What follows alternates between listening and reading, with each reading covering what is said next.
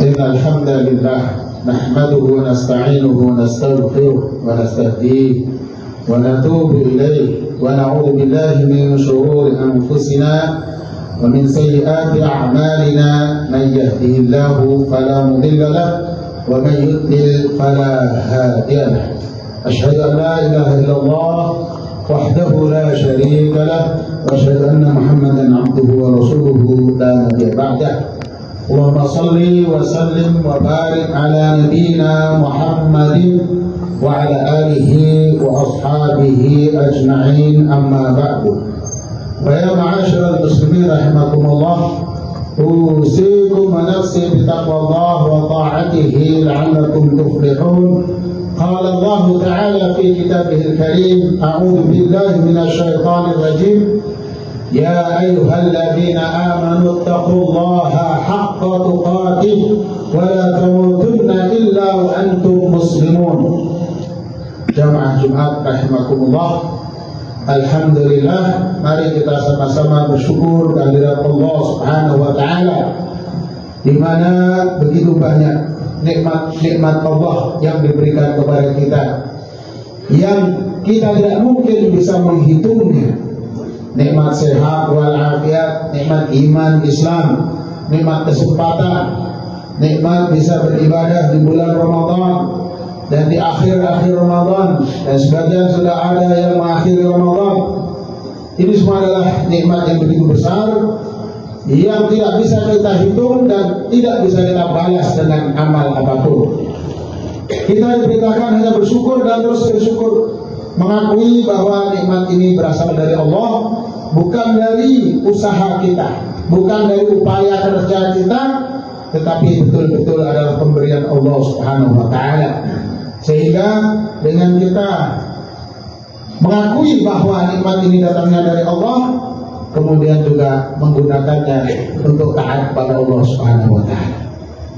Selanjutnya, mari kita bersalawat dan salam kepada junjungan kita Rasulullah Muhammad sallallahu alaihi wasallam. Salawat dan salam juga semoga Allah sampaikan kepada keluarganya, sahabat-sahabatnya, dan seluruh umatnya istiqamah yang melaksanakan sunnah-sunnahnya hingga yaumil qiyamah. Sidang Jumat rahimakumullah, mari kita terus meningkatkan iman dan takwa kita kepada Allah Subhanahu wa taala.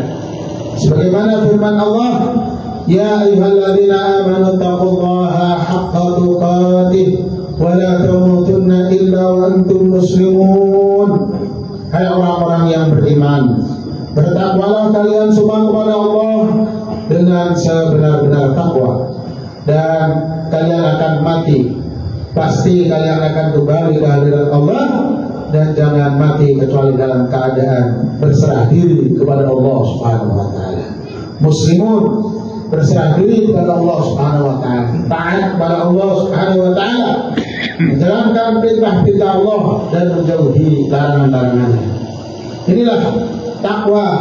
Di antara tujuan Allah Subhanahu wa taala mewajibkan kita melaksanakan siam, melaksanakan puasa selama 1 bulan penuh di bulan Ramadan.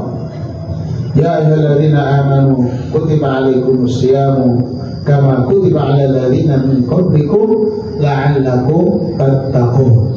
Hai orang-orang yang beriman, diwajibkan atas kalian untuk berpuasa, mencegah, menahan makan dan minum, dan yang membatalkan puasa dari mulai terbit fajar sampai terbenam matahari selama 1 bulan. Agar apa? Agar kita menjadi orang-orang yang bertakwa, menjalankan perintah-perintah Allah dan menjauhi larangan-larangannya, agar betul-betul melaksanakan program Allah Subhanahu wa taala dalam menciptakan manusia. Tujuan Allah menciptakan manusia adalah agar menjadi hamba-hamba yang baik, yang soleh. Wa ma khalaqtul jinna wal insa illa liya'budun. Aku tidak ciptakan jin dan manusia kecuali untuk beribadah. Ya. Ketaatan itu adalah ibadah, dan takwa itu wujud daripada iman yang kuat. Ya. Lahir daripada iman yang kuat, yang didasari dengan muraqabatullah, didasari oleh bahwa kita ini selalu diawasi oleh Allah Subhanahu wa Ta'ala, dimanapun dan kapanpun berada. Jika di suatu lingkungan ada CCTV, ya, Anda diawasi oleh CCTV, gerak-gerik Anda diawasi oleh CCTV, maka pengawasan Allah adalah luar dalam. Tidak hanya yang di luar badan kita, tapi juga apa yang ada di dalam hati kita.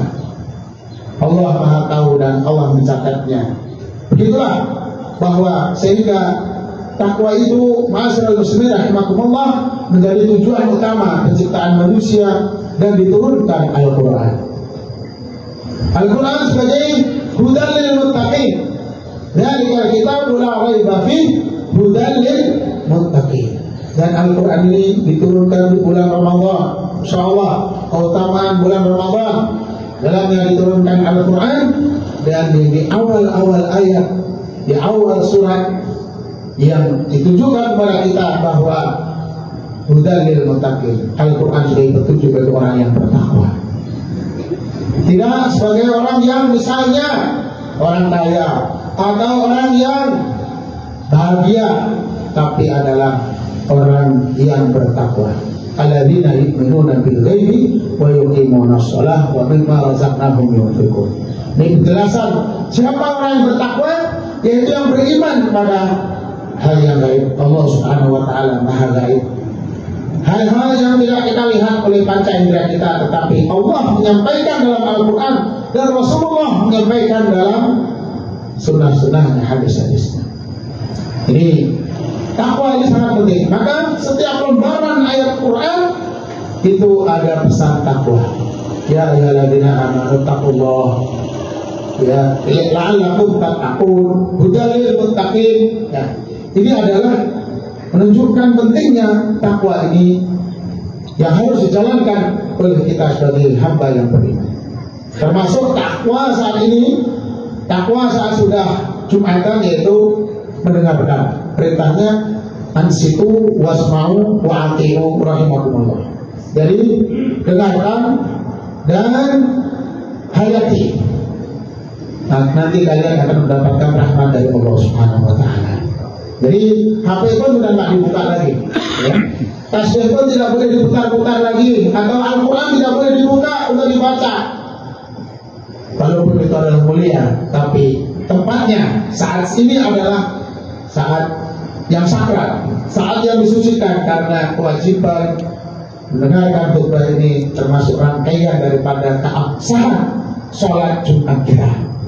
Tidur pun tidak, karena khutbah bukan cerita pengantar tidur, tapi adalah untuk meningkatkan ketakwaan kita kepada Allah Subhanahu wa Ta'ala.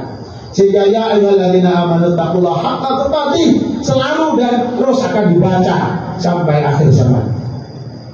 Ini pentingnya takwa. Jadi setiap lembaran Quran isinya takwa. Dan para sahabat, mereka ini adalah yang terdekat dengan Rasulullah dan terdekat kepada Allah Subhanahu wa Ta'ala dibandingkan kita. Beliau itu saling untuk belajar takwa di antara sesama mereka. Salah satu contoh, misalnya seorang khalifah kedua, Amirul Mukminin Umar bin Khattab, pada suatu saat dia datang kepada sahabatnya namanya Ubay bin Ka'ab. Beliau yang ahli Al-Quran, Ubay bin Ka'ab. Kemudian bertanya, wahai Ubay, apa menurut kamu tentang takwa? Padahal beliau adalah kedudukannya sebagai pemimpin khalifah dan sahabat terdekat Rasulullah, sahabat kedua setelah Abu Bakar radhiyallahu anhu. Beliau masih tanya kepada sahabat yang lain. Lalu Ubay mengatakan, ya Amirul Mukminin, pernahkah Anda berjalan pada suatu jalan yang gelap gulita? Di situ banyak durinya, banyak pakunya, banyak pecahan kaca dan seterusnya. Bagaimana Anda ketika jalan di suatu tempat yang seperti itu? Amirul Mukminin Umar bin Khattab menjawab, pasti aku akan hati-hati. Akan meletakkan kaki ini dengan pelan-pelan.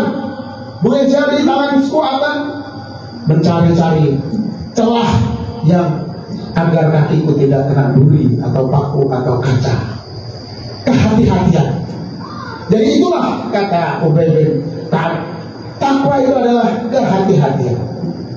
Bertakwa itu adalah hati-hati dalam langkah waspada agar tidak terjerumus kepada kekufuran, agar tidak terjerumus kepada kesyirikan, kemunafikan, kefasikan, agar tidak terjerumus pada kemaksiatan, tidak terjerumus kepada hal-hal yang diharamkan, yang syubhat dan seterusnya. Inilah pengertian takwa bagi kita semuanya. Sehingga selama sebulan penuh tarbiyah kita, pendidikan kita adalah agar menjadi orang yang bisa mengendalikan nafsu, sehingga betul-betul hati-hati dan bertakwa kepada Allah Subhanahu wa taala. Jangan sampai akibat dari perbuatan itu dinilai maksiat atau mendapatkan dosa. Sebaliknya, bagi orang yang bertakwa, setiap aktivitasnya akan diukur untuk mendapatkan pahala, ganjaran dari Allah Subhanahu wa taala. Jadi hidupnya, usianya tidak sia-sia, pekerjaannya bernilai ibadah, ibadahnya ikhlas pada Allah Subhanahu wa taala, tidak ada riya, tidak ada sum'ah, tidak ada ujub. Maka sebab itu para ulama memberikan petunjuk bagi kita bagaimana kiat-kiatnya agar bisa mempertahankan takwa selama Ramadan ini. Tidak ada orang yang melihat di dalam kamar ada air tapi kita tidak mau minum, ada makanan di dapur lalu tidak ada yang melihat, tidak mau makan. Ini adalah hati-hati karena merasa dilihat oleh Allah Subhanahu wa taala. Itu bagaimana bisa mempertahankannya sampai kita menghadap Allah Subhanahu wa taala. Sampai tahun depannya lagi, sampai menghadap Allah Subhanahu wa taala.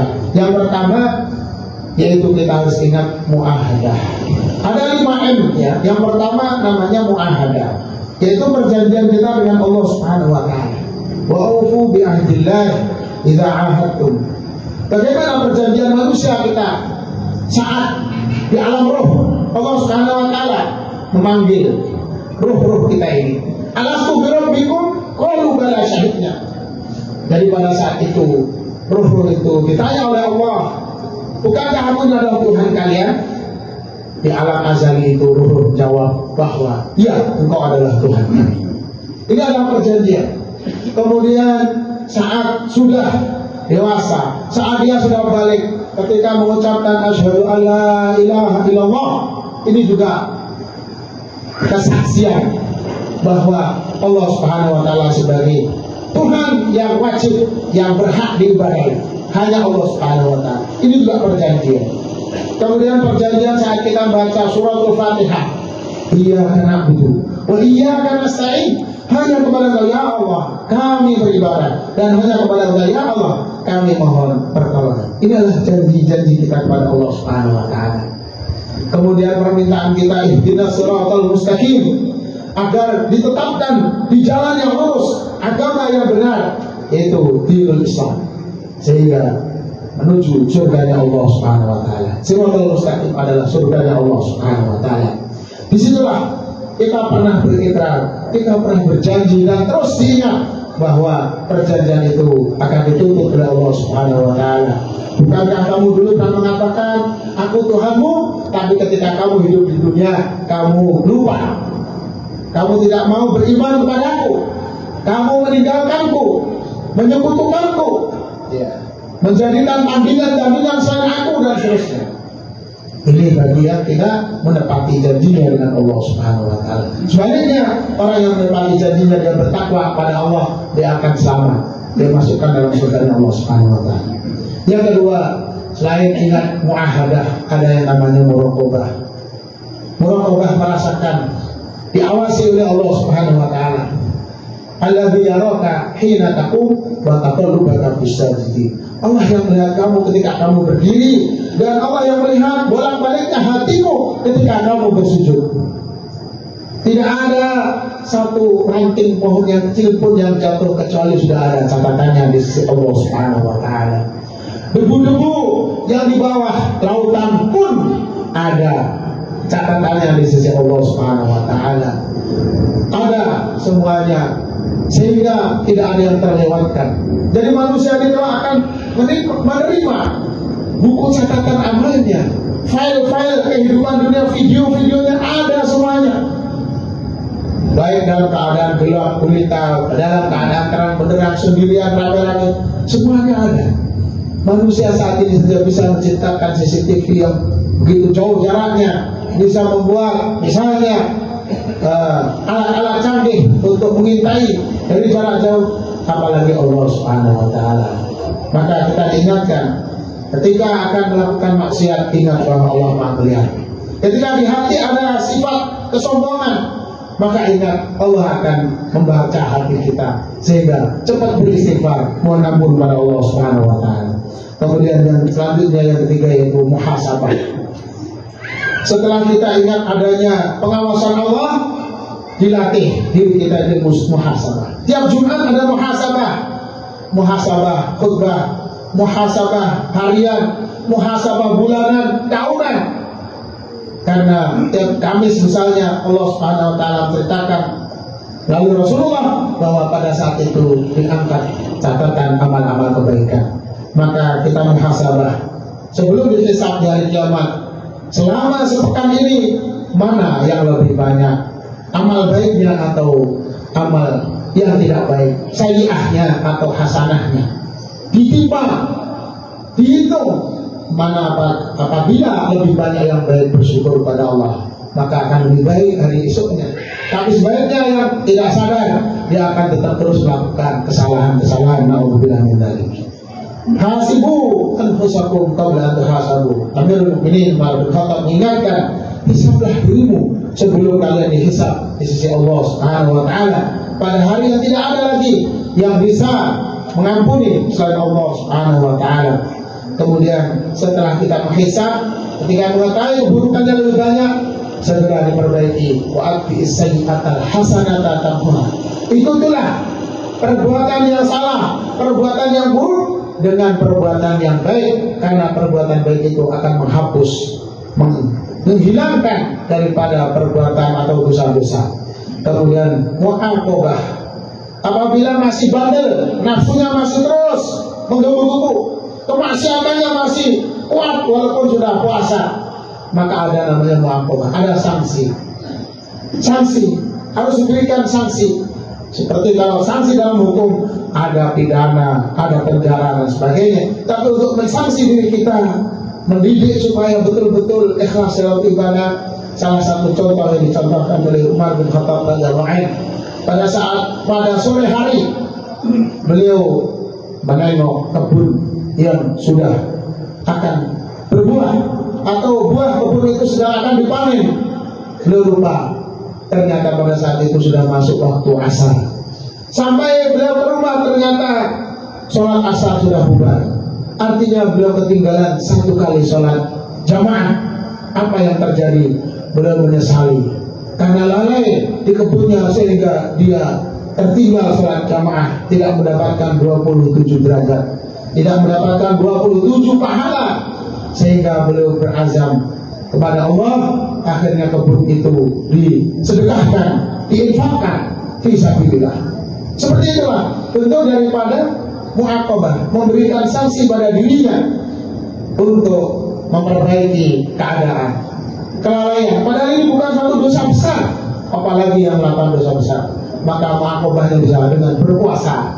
Berpuasa ditambah lagi setelah Ramadan ada 6 hari lama Syawal, atau 3 hari di tengah bulan, atau Senin Kamis. Ini bentuk-bentuk mu'aqabah untuk memberikan sanksi, mendidik nafsu agar tetap terus mutmainah, agar terus nafsu itu takwa kepada Allah Subhanahu wa Ta'ala. Yang terakhir yaitu tidak akan bisa terjadi semuanya ini selain ada mujahadah, kesungguhan dalam beriman pada Allah Subhanahu wa Ta'ala, kesungguhan bahwa dia percaya betul-betul dia ini akan kembali kepada Allah Subhanahu wa Ta'ala. Inna lillahi wa inna ilaihi raji'un. Sehingga kami, kita semua adalah milik Allah dan akan kembali kepada Allah. Bagaimana persiapan kembali kepada Allah Subhanahu wa Ta'ala? Itu harus ada mujahadah, kesungguhan. Karena sejatinya kita adalah makhluk surganya Allah Subhanahu wa Ta'ala, anak cucu Adam yang dulu kampung halaman kita adalah surga. Maka seharusnya kita harus kembali ke kampung kita, yaitu surganya Allah, dengan mujahadah, bersungguh-sungguh. Walladzina jahadu fina lanahdiyannahum subulana. Allah menjanjikan bagi orang-orang yang sungguh-sungguh untuk betul-betul meniti jalan takwa, betul-betul menjalankan perintah-perintah Allah dan jauhi larangan-larangannya, Allah akan mudahkan dan Allah akan ridhoi sehingga bahagia hidupnya dunia akhirat. Itunya hasanah wa fil akhirat hasanah. Inilah masyaallah muslimin rahimakumullah, kita diberikan taklif, kewajiban-kewajiban seperti sholat 5 waktu, puasa, Ramadan, sholat sunnah, zakat dan seterusnya. Ini mendidik kita agar tunduk pada Allah Subhanahu wa taala, takwa pada Allah Subhanahu wa taala, agar mujahadah, sehingga apabila kita sudah diridhoi oleh Allah Subhanahu wa taala, maka kita juga akan bahagia, akan selamat dunia akhirat.